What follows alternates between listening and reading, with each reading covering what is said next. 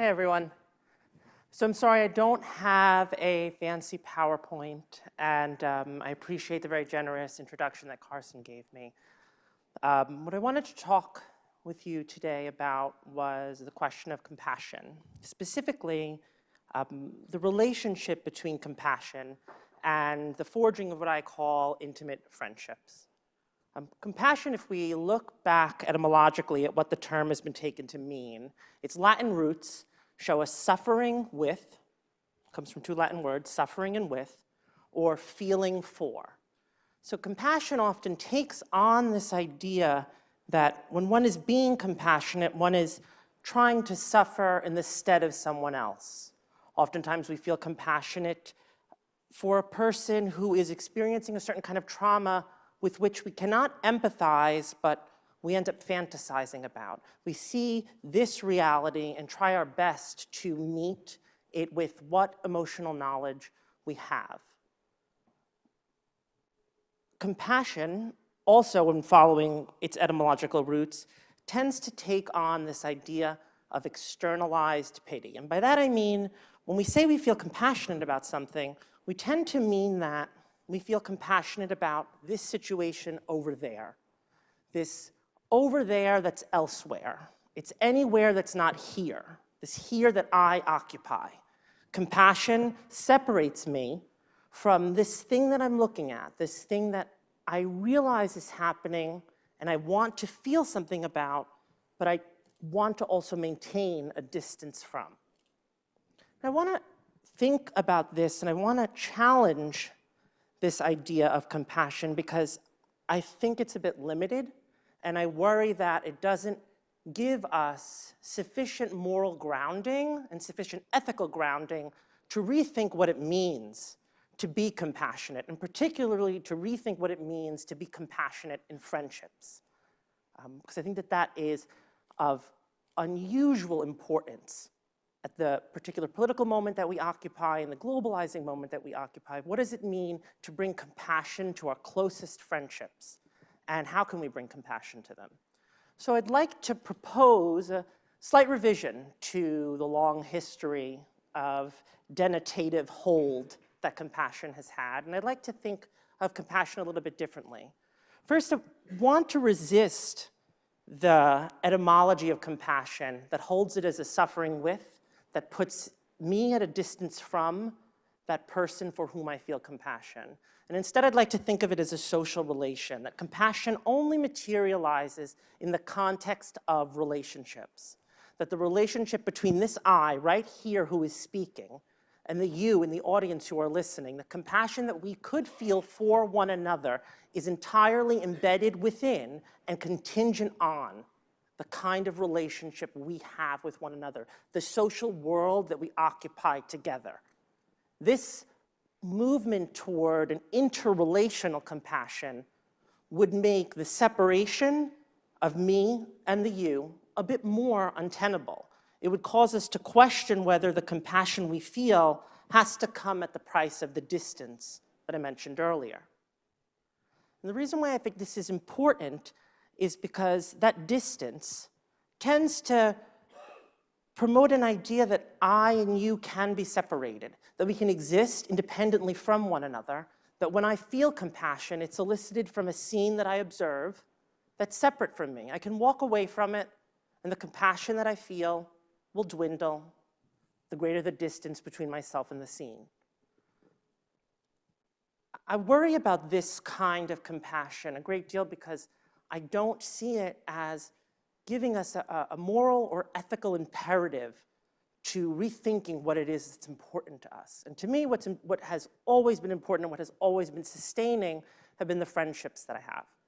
And so how might rethinking compassion, which is sort of the question that brings me here today, rethinking it as a social relation, something that emerges in the context of social worlds, how can that affect the way we think about friendships to produce what I call intimate friendships? And intimate as a word is often associated with the idea of an intimate partner, someone with whom you share a romantic relation or a sexual and romantic relation. I want us to think about intimate as a specific kind of closeness instead. Not one that has to do with the physical, with the romantic, or with the sexual, but rather it's a kind of always moving toward a closer relation. And by that I mean there will always be something that separates I, the I that's speaking right here, this me, from the you who are listening. There's an irreducible distance between us, the difference that makes me, me, that makes you, you, you, you. That distance can't be bridged. It's irreducible, and it's something we have to value, and it's something we have to treasure. But the kind of intimate friendship that I'm proposing through this reimagined idea of compassion, this idea of compassion as something that is deeply embedded within interrelationality, deeply embedded within how we interact with one another, it would recognize that irreducible gap between two people. It would treasure it, and it would always be seeking to move asymptotically toward it.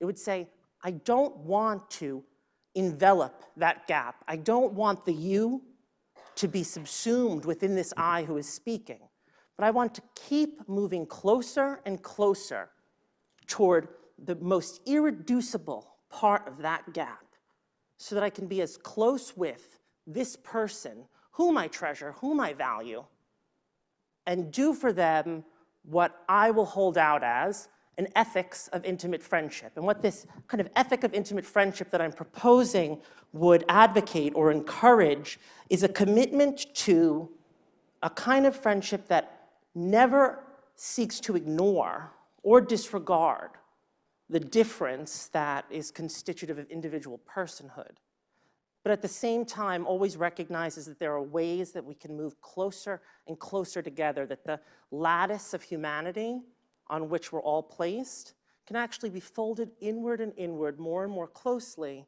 so that we develop a greater sense of and a greater need for being compassionate with one another. Now, when I spoke earlier about the etymology of the word compassion, I described it as a suffering with, a pity for. That definition tends to presume that I walk onto a scene that elicits compassion. Compassion is the byproduct of something I witness. There's a scene that's happening, and if I were to walk by it, not realize it, not notice it, perhaps the compassion I feel for it would never materialize. This belated kind of compassion, this always contingent kind of compassion, I want us to do away with that and forward instead a compassion that we actively seek to have materialized. And by that I mean, I don't want to wait for the scene. I don't want us to be waiting for the scene that causes us to feel compassion, to try to identify emotionally with something that we may never be able to identify emotionally with, that gap that we can't cross. Rather, I want us to approach that gap with the courage that it takes to recognize that there are parts of other people that we'll never, ever be able to know, accept that and value it. And that requires something much more active than the belated kind of compassion that its etymology and history would encourage. There's a reason why I come to talk about this today. When I was a senior at Penn, toward the end of the year, probably actually right around this time, if any of you are seniors in the audience, know this is a wonderful time preparing for graduation. My parents were very, very, very excited. I started having what a doctor would come to describe as seizures that would cause me to pass out, kind of a form of cataplexy, where I would immediately lose consciousness. And we had no idea why this was happening. I was rushed to the emergency room. My best friend, who I met on the first day that I was at Penn, Christina Virgilio, and I say her name because I know she already asked me, is this being recorded? Is it being streamed? Can I watch it? So yes, you can, Chris. It is being recorded, and you'll be able to watch it later. We went to the emergency room, and the ER doctor said that the only way that they'd be able to come to any kind of determination as to what was going on was by giving me a spinal tap. Now, I had never had a spinal tap before. I'm not particularly afraid of needles, but based on the look that was on Christina's face, I felt like maybe I needed to modify my position on needle-related fear because this may be a bit outside of my sphere of experience. It might not be like a tetanus shot. It might be something a bit more extreme. And so I had to get changed into the hospital gown. sat in a classical fetal position so that my spinal vertebra would be more exposed. And Christina asked if she could stay in the room with me, which was a question I asked her to ask the doctor because I was becoming increasingly anxious myself. The doctor very kindly said yes. And I remember looking at Christina as the doctor said that she was about to put the needle into my spine and seeing the fear in her eyes and then her looking at me and trying so hard to quash that fear. And while all this was going on, I had kind of forgotten that the spinal tap was about to happen because all I cared about was forwarding a look in my eyes that I wasn't concerned about it so that she wouldn't feel afraid. The fact that I was about to have what I subsequently saw was a rather large needle put into my vertebra, it had taken a secondary position because what mattered wasn't this kind of hyperbolic or dramatized scene that was eliciting compassion from Christina. What ended up mattering immediately was how we were caring for one another. And I think about that story a lot, and it foregrounds a great deal of my writing on ethics because it was a moment when she and I were obviously responding to the context in which we were embedded, the fear that I may have something wrong in my cerebrospinal fluid and all these other very large medical terms that make the words I saw at Columbia seem rather tiny and inconsequential. I mean, law really doesn't have anything on medicine. But what mattered to us then was trying constantly to care for one another. Christina couldn't address or articulate what kind of fear I had about the spinal tap, but she knew that she was committed to moving as close as she possibly could to understanding it and doing what she felt would give me the kind of comfort and protection and presence I needed to get through it with no problem. And as it turns out, I did. And I offer that anecdote, again, not to focus on the kind of somewhat scary medical procedure, but instead to focus on the wonderful and warming banality of two very, very close friends who forget the drama that brings them into the scene, but end up only focusing on what they can do for one another, not able to speak or articulate to each other their fears of each other's fears. I couldn't say to her, I don't want you to be afraid. She couldn't say that to me, both because we probably worried that in saying that we would only heighten each other's anxiety.